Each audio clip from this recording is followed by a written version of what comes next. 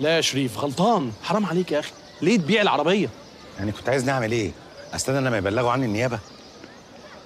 خساره برضه مهما كان، دي كانت لسه زيرو، ما عملتش 10000 كيلو. والله ده الحل اللي كان قصادي بقى، وان كان يعني حل مؤقت مش هيحل المشكله. يعني مش فاهم.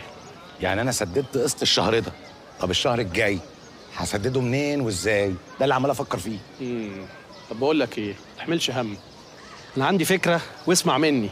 انا رايي ان البيت ده يسدد اقساطه بنفسه. تصدق انها فكره فعلا؟ اه اقف قصاد البيت كده اقول له يا بيت سدد اقساطك مع نفسك، وانا ناقص فوازير يا اخويا.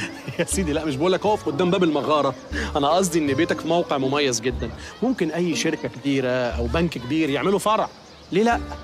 ويتاجر بسعر كويس جدا، ومن الايجار ده تسدد اقساط الفيلا بتاعتك. طب وانا ومراتي وولادي نعيش فين؟ اجر لهم بقى اي شقه في اي حته يا شريف.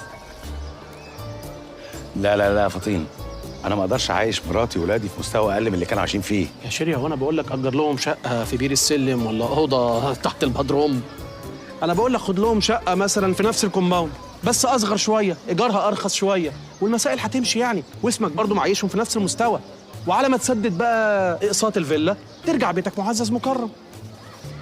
والله هي فكره. طب وانا هجيب مستاجر منين؟ دي حكايه محتاجه وقت. لا معلش يا شيري، انت كده جيت في ملعبي، انا بعلاقاتي الرهيبه اجيب لك مستاجر دلوقتي حالا لو عايز. والله يا فطين لو عملت لي كده تبقى خدمتني خدمه العمر. انت حبيبي، انا عاوز اخدمك في الموضوع ده، سيب لي الموضوع، انا لما امشي في موضوع اكمله لحد اخره، ماشي؟ اتفقنا؟ انا هسيبك دلوقتي بقى عشان عندي مشوار مع الواد سميح، مش عارف هو عاوز ايه، هفكه هو كمان، يلا باي. فكره. وانا هعمل ايه يعني؟ هو لازم يبقى كده.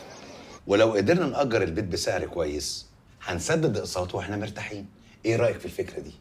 أنا موافقة جدا على الفكرة دي لو هتحل المشكلة بشكل نهائي. حبيبتي. طيب يعني لو احنا نقلنا في بيت تاني أصغر من كده مش هتبقي متضايقة؟ لا طبعا، أنا أعيش معاك في أي حتة في الدنيا. يا حبيبة قلبي أصيلة، وأنا بحبك من شوية. اشترك في باقات واتشت الشهرية بتبدأ من 14 جنيه و99 قرش، وباقات سنوية بتبدأ من 149 جنيه و99 قرش.